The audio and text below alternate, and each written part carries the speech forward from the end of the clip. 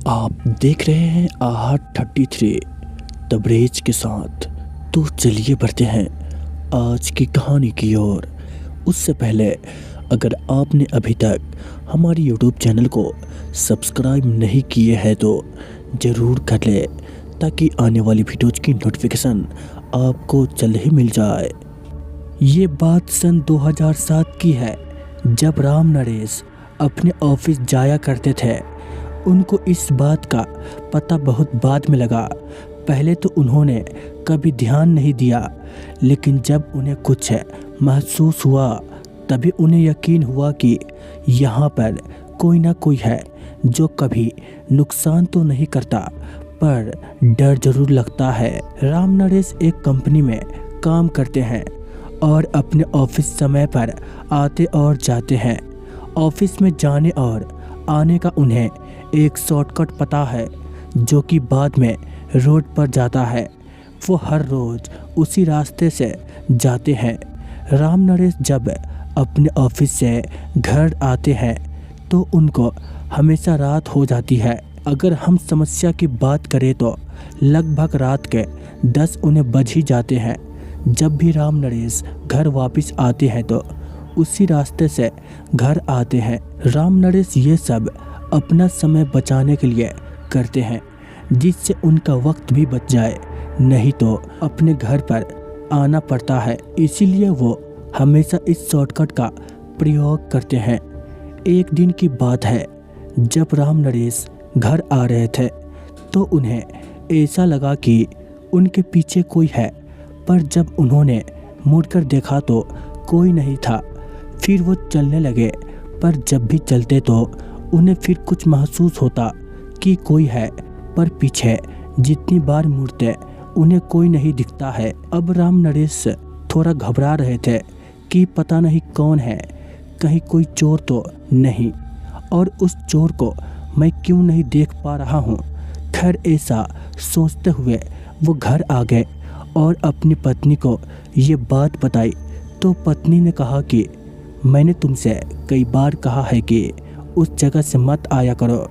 एक तो वहाँ से कोई आता नहीं है, ऊपर से वो सुनसान इलाका है, रास्ता भी थोड़ा टूटा हुआ है।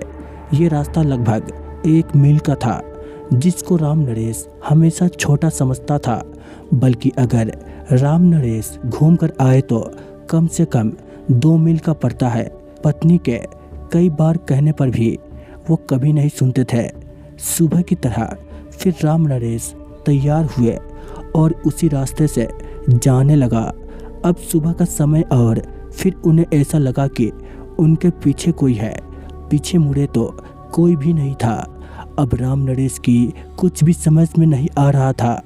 अब राम नरेश यही सोच रहे थे कि इतना समय हो गया, मुझे ऐसा कभी नहीं लगा, लेकिन कुछ दिनों से पता नहीं ये मेरा वहम है, ऐसा कुछ है जो मुझे ही महसूस हो रहा है। पहले तो कभी नहीं होता था, अब पता नहीं कि ऐसा क्यों हो रहा है। किसी के चलने की आवाज़ आती है, पर कोई दिखाई नहीं देता है।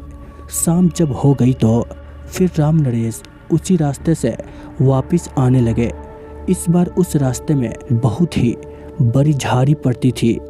राम नरेश ने देखा कि ये पता नहीं कहाँ से आ गिरी, इससे रास्ते में रुकावट आती है। अब उससे हटाने का प्रयास कर रहे थे, तभी अचानक उन्हें अपने पीछे किसी का एहसास हुआ।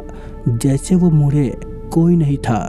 झाड़ी को हटाकर राम नरेश फिर चलने लगे और अब कदमों की आवाज़ पहले तेज हो गई। अब ऐसा लगा कि उनके पीछे सच में कोई आ खड़ा हुआ है। जैसे ही मुड़े, फिर कोई नहीं था।